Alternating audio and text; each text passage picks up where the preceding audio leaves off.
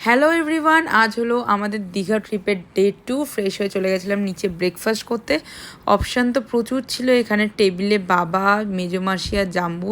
But morning আমি পোহা আর fruits আর জুসটাকেই prefer করি বেশি।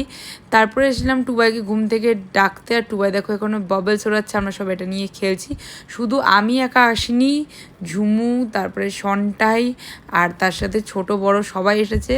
তো এখানে বাবলসগুলো ফোলাচ্ছিল, আমরা বাবলসগুলো ফাটাচ্ছিলাম এরকম করে হাত দিয়ে দিয়ে। তারপরে পুলে নেমেছিলাম স্নান করতে। এই যে শুধু আমি না, সবাই দেখেছে এখানে হাত বাড়াচ্ছে। তারপরে আমি একটু ডুব সাঁতার দেওয়ার চেষ্টা করছিলাম। তারপরে প্রচুর সুইম করে, ভাইদের সাথে খেলাধুলা করে, সবার সাথে খেলাধুলা করে প্রচণ্ড টায়ার্ড হয়ে গেছিলাম। লাঞ্চে ছিল পমফ্রেট মাছ, আলু পোস্ত, ডাল, আলু চিপস আর তার সাথে ছিল ভোলা মাছ। লাঞ্চ করে আমরা দুজন ভাইদের নিয়ে গেছিলাম একটু মোহনার দিকে, ওখানে গিয়ে একটু ফটো সেশনও করে নিই।